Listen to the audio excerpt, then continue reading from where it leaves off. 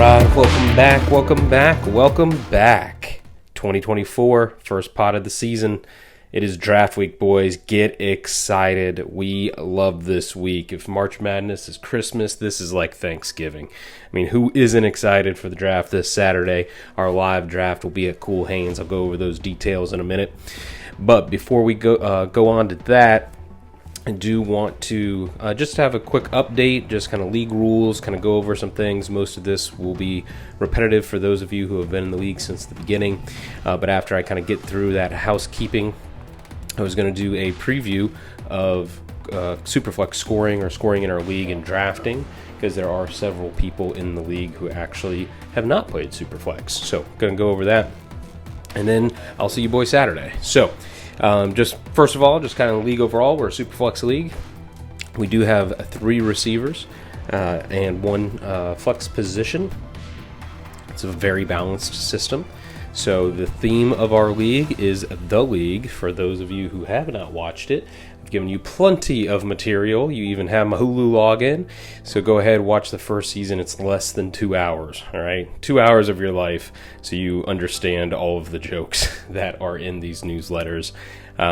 It's a good time. And then I also sent a TikTok link out with just some clips from the TV show so you can have some idea at what the references are to. If you haven't noticed, there's a tone to basically every email, and it's from the league. So new league owners, we do have 4. So if those of you who have read the newsletter, we do have 4, so just welcome to those guys. Well, 3 technically. One of you is a retread, so Paul is back. Paul was supposed to be our first Sacco, but he left the league. So that honor fell to me. I am now your Sacco-less commissioner, and the original Sacco is back. I haven't come up with anything for him yet, but I think we might talk about that at the draft. So Paul is back. Paul is kin to Cooper and Max, so they are all kind of keeping it in the family. We'll see how they do this year, but he is a new owner. He's going to be a co-owner with Max, because Max the loser, I don't know, we need to think of a nickname for him. He is the only one of our 14 owners who will not be at the draft. We're going to try to call him, maybe get him up on the screen or something to say hello. I know he'll be texting with Paul about the picks. He'll be moving someone into a college dorm room. So that's one of our co-owners. The other co-owner is Corey Fisher, so second Corey, or as he wants to be called, Fat Gandalf. That's right, Fat Gandalf is in the league. Fat Gandalf is going to be co-owning with Andre. Andre is moving to Seattle literally the day after the draft. He is flying out there. So he is in town for the draft. But, you know, hopefully we'll be able to make it next year, but we wanted to get him a co-owner to make sure he stayed active in the league. So Corey is going to be helping, or Fat Gandalf, my bad. He's going to be helping Andre throughout the year. Then we needed to replace Frank, our league champion, or former league champion. He just decided to leave the league. Apparently he likes soccer more than football, so Frank's out. Rip Frank, and Jose also out of the league. So that left 2 openings. We did recruit Jeff and first Corey, Corey Sema, also nicknamed Big Thunder. So we got Big Thunder and Jeff taking over those 2 spots. So those are our 4 new league owners. Welcome. We will introduce you more at the draft. All right, so that's a little bit about our league, just kind of what we do. I do plan on having some league outings this year. We had a couple watch parties at my house last year. I was thinking this year, try to do something once a month. Week 1, kind of meet up. Twin Peaks seems to be an area where people live, but wherever is fine with me. Meet up, watch the games. Got a couple planned for my place, and then so thinking maybe we go to the Jags game. So Jags Vikes. Playing November, if I remember correctly, November 10th. So was thinking about going to that. So we'll talk more in details about that at the draft, see who's interested in that. Try to stay active. I know the WhatsApp chat. Oh, that's a good reminder. WhatsApp chat is for like daily just chatting. Please feel free to use that. chime in. If you don't want to see all the messages, that's fine. Just, jump in there every once in a while, particularly on Sundays when people are watching the games. The text group, please don't reply to that like as a chat. I know everybody doesn't want their phone blowing up. I really would prefer you not mute that because I use that for sending out important news like, the day of the draft or things like that. So please do look at the texts when they come out and just kind of check that text group because that typically is going to be league news. So just a general housekeeping item there. All right, so that's pretty much what I got. Going over last year, if you read the newsletter again, it might be a little repetitive, but last year was pretty good. We had a very good year, a lot of activity. The trade Viking was alive and well. Steve certainly keeps the season interesting. I don't know how he amassed basically the 4 best receivers in the league on the same team. Good on you, Steve, but it didn't matter in the playoffs. Steve was 12-2. The highest scoring team, and couldn't win a single game, not even the third place game. So always a bridesmaid, never the bride. Steve has yet to win a playoff game despite having 2 very good years. I think he was first in the regular season last year. So a good year. He did well. Our champion, our new champion, TJ, kind of came out of nowhere. He was 9-5, started the season kind of 500. Really worked his way through the season. Got hot at the right time. Dak and CD. That stack was unbelievable the last half of the year and into the playoffs. So shows who you draft can get hot. Dak was something like the 16th or 18th best quarterback the first 5 weeks, and then like number 1 after that. So he really turned it on for the no longer Sacco, or I guess it's Sacco Del Toro is his team name. Sorry, but the new champion TJ. So that was just kind of a brief rundown. Our Sacco race last year was crazy. Also, you guys were battling for that Sacco. There were 4 of you in contention the last 2 weeks. 3 of you the last week of the season could have won the Sacco depending on how the games fell. 3 teams ended up with only 4 wins, but there is only one true Sacco. So Cameron, you suck. You are the Sacco. 4-10. You scored 100 less points than the next lowest team. You, my friend, truly suck. So that means a year of ribbing. You will have to deal with that. And TJ has some pretty good ideas for Sacco punishments. We expect to see you in a nice big pink poop shirt carrying your trophy. We need some pictures. Our punishment is at least 1 picture a month. You are slacking, my friend. We have not gotten a single one. So please make sure you get that done. 1 picture a month somewhere out in public. Just make us laugh. All right. That's pretty much it in terms of the review. In terms of the league, you'll also notice that, we had Fab. So that was added last year. That went great. Definitely gave me some stuff to write about, so that will be staying. And the only rule change from last year, I had -6 points for pick sixes, and that led to -8 points because of the interception. That seemed heavy, so I just changed it to -3 points for pick sixes. So a small change there. Other than that, that's pretty much it. That's pretty much the reviews for last year. As a league as a whole, like I said in the beginning, that's our setup. But the only other thing is transactions. So fantasy football is fun because of transactions. So some people want like IR stuff or bigger benches and things like that, and I just fundamentally, like, philosophically disagree. The point is to have fun. People just not moving players is not fun. Like, fun is when you have transactions. So we don't add IRs or anything like that. So I want you to be moving players around. All right, that's pretty much it. All right, so that is our kind of league review, and kind of moving on. What I wanted to do, because there are several people who have not played in 2 quarterback leagues or Superflex before, and even for those of us who've only played 2 years, every draft is very different. You cannot just turn on a podcast or look at a rankings list for Superflex.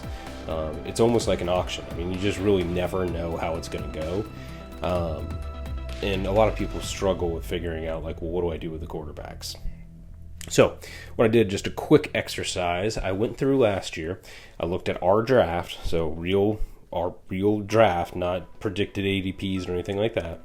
I just went through, I took 4 strategies. If I would have gone into the draft, I would have drafted a heavy quarterback approach, heavy running back approach, heavy wide receiver approach, or just a balanced draft. How would the teams have turned out? Now, this assumes that every pick hit, which does not happen.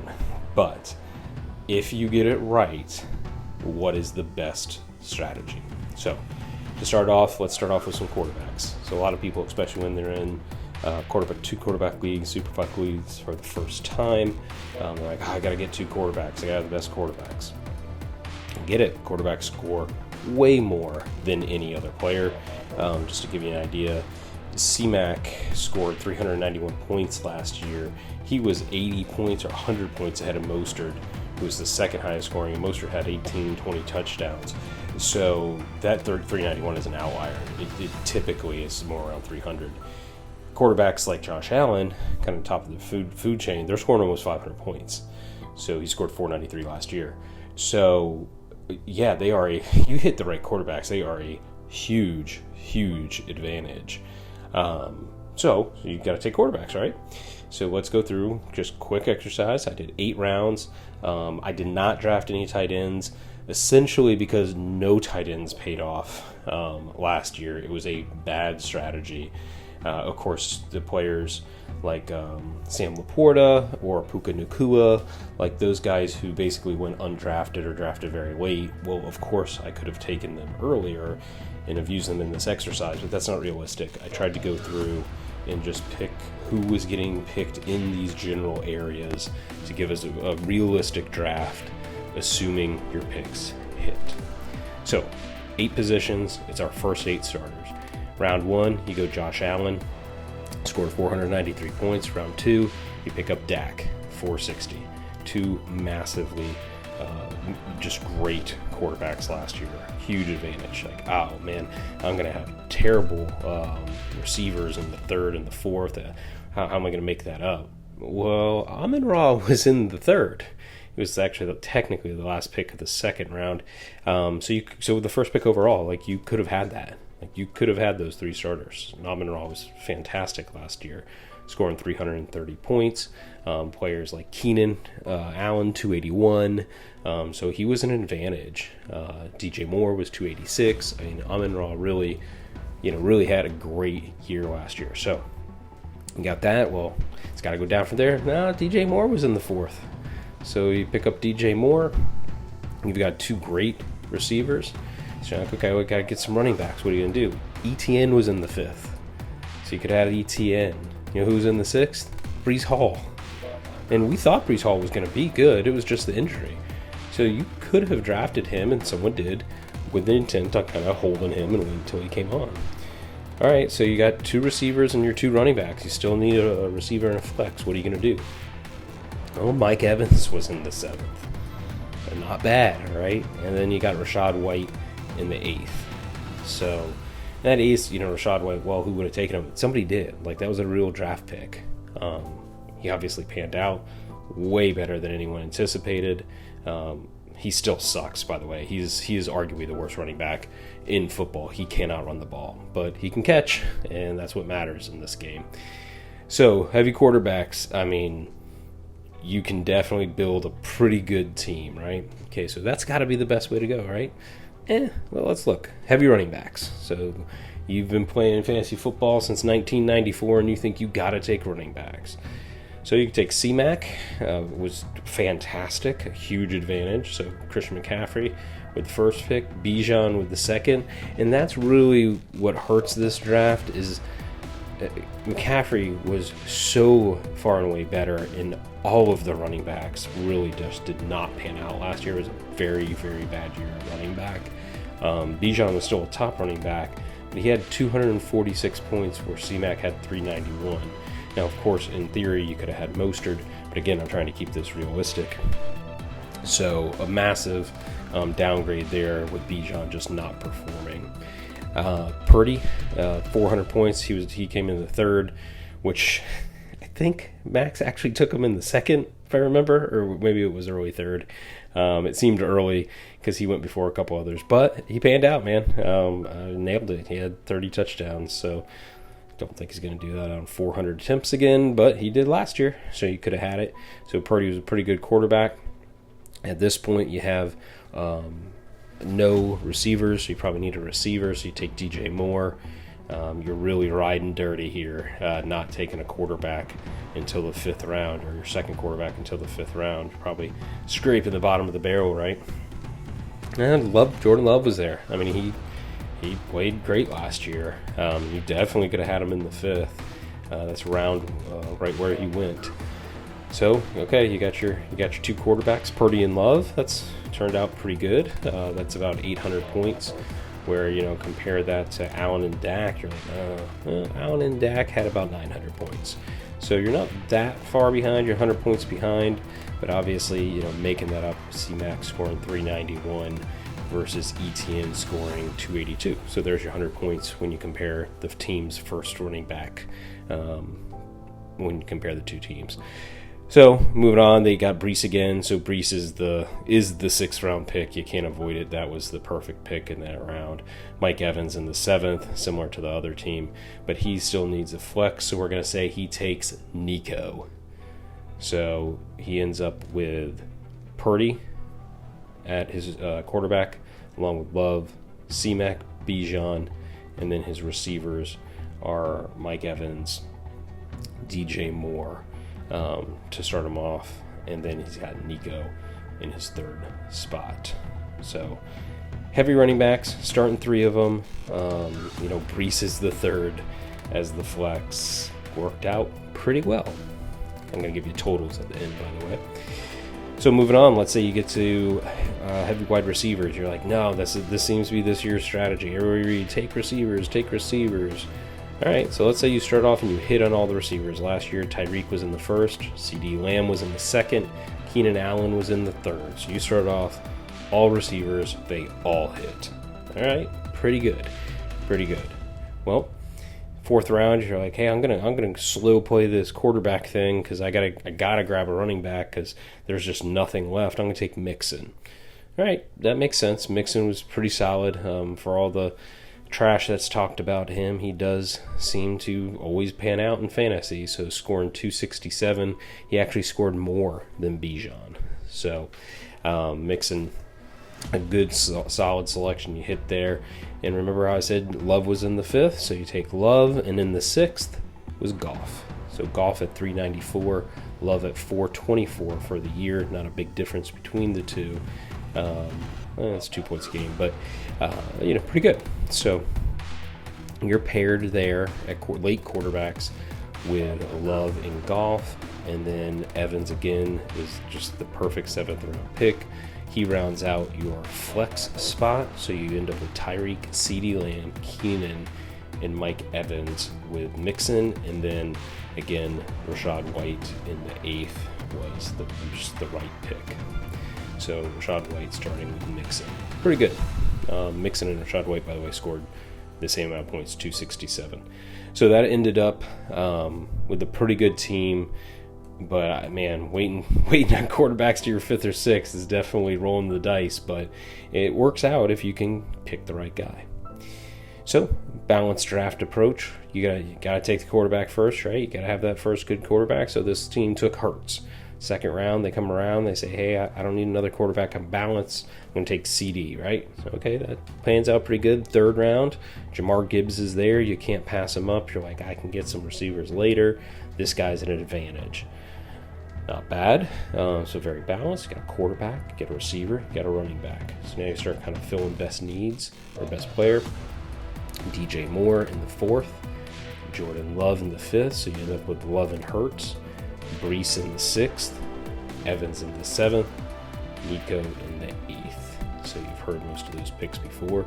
That team ends up with Hurts and Love as their quarterbacks, CD, DJ Moore, Mike Evans, and Nico at their receivers, with Brees and Gibbs as their starting running backs. So pretty solid drafts, all of them. To give you the totals, the heavy running back, the heavy receiver won this kind of theoretical exercise. They scored 2,694 points on the year. The next highest was the quarterback approach at 2,690, so only a 4-point difference. Then third place was the balance draft at 2,667, so only 20 points behind, give or take, 23 points behind, so not a big deal at all.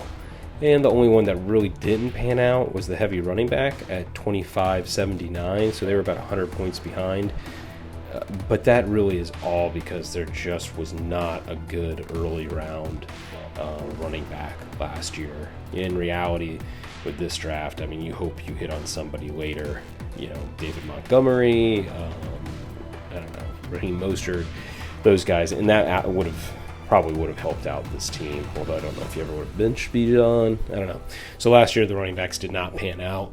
But as you can see, one of the things that I wanted to point out with this was just hit your picks. Like, I really would not go into the draft and say, I'm definitely going to do this. I mean, maybe you figure that out for the first round. You know, you rank your top, 10 or 12 players. But past that, trust me, you have no idea how the draft is going to go. I do 3 of these leagues, exact same format. The differences between the 3 leagues, actually, you know what? I'll screenshot that for you guys this year and email it out. The difference between the 3 league drafts where players go is immense. I mean, rounds apart from each other. And sometimes I see like 8 or 10 quarterbacks in the first round. Sometimes there's 3. I mean, it's nuts. And how people value, just different positions just changes dramatically. It's very, very difficult to predict how a Superflex is going to go. I think as the years go by, we'll learn each other's preferences, but it's tough. So I think my point here was you can win in this format with any strategy as long as you hit your picks. So if you've got conviction on a player, just take him. I mean, Max really proved that with like Purdy and Debo last year. I mean, Purdy was he was so. I mean, I wasn't thinking poorly of him. I thought he could be one of my second quarterbacks, but nobody had him in the top 12. Nobody. But he took him. He took him like the 4th quarterback, 5th quarterback, or something, and it panned out. So, yeah, if you have conviction on somebody, just pick them. Don't worry about the strategy. I did not include tight ends because they all busted last year. I mean, none of them were worth it. So for this exercise, I did not include them. But the point, pick your guys, enjoy the draft, have a good time. I try to keep these short and sweet, 20 minutes max. Usually try to keep them 10 to 15. I'm at 23. So that's it. We will close up for the night. Hopefully everybody is prepared and ready for a good time this Saturday.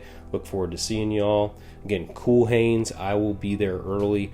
Gators play at 3:30. So I'll get there as early as anybody wants to hang out. Draft at 5. We will start formally at 5:30. But 4:30 set up, 5 o'clock, start some interviews, 5:30 draft time. Okay? See you guys Saturday.